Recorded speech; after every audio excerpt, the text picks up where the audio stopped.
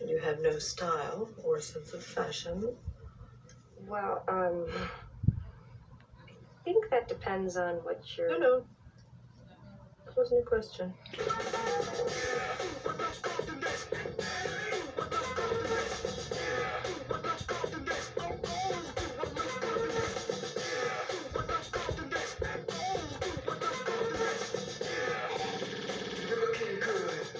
Fashion in this film plays a huge role. It is the film, I think, We're just adjuncts to the film. It's really the fashion is the film.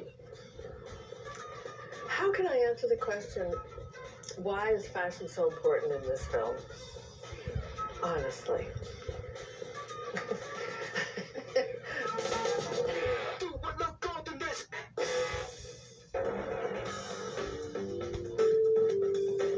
Fashion is something that you wear outside. It's something that's on your back. It's something that people see you with. It's something you're judged with. And I think we had to take a really fine line where we didn't turn our noses up to it, but we understood it, accepted it, and also embraced it with a sense of respect. What about accessories for April? One thought I had was enamel, bangles, pendants, earrings. No, we did that 2 years ago. What else?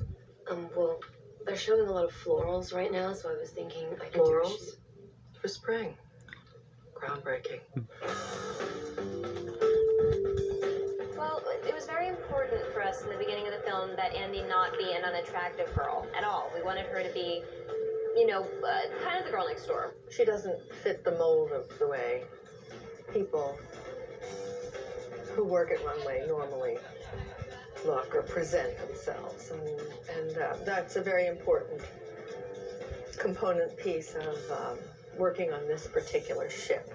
We wanted her to just look like a girl a girl you see on the subway, your babysitter, and so we shopped accordingly.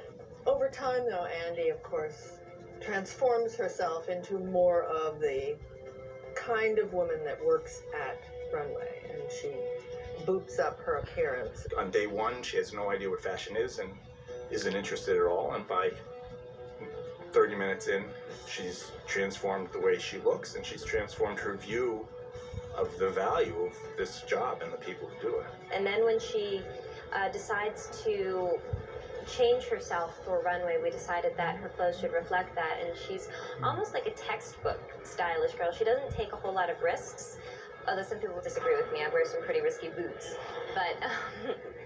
Are you wearing the Chanel boots? Yeah, I am. You look good. What? Oh, shit.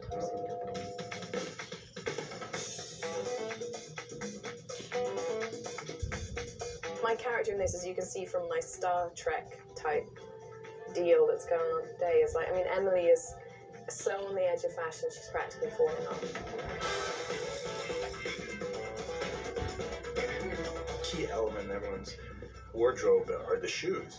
Well, feet rarely make appearances in movies. You're always struggling to, how are we going to, and I learned on Sex and the City, well, you just got to start the shot on the shoes, so there's a lot of tilting up and down in the movies, a lot of whoop down to her shoes, whoop down, up from her shoes.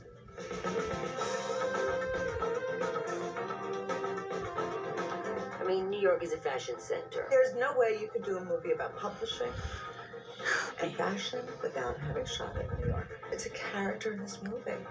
And it would have been impossible to have made it feel as true a first experience in any world unless we had shot there. New York was an essential part of telling the story. The opportunity to shoot in New York meant that we could be on the steps of the Natural History Museum, and we could see Andy running to Smith and Wollensky and dashing through Midtown, and we could be in Tribeca and Soho and the Village, and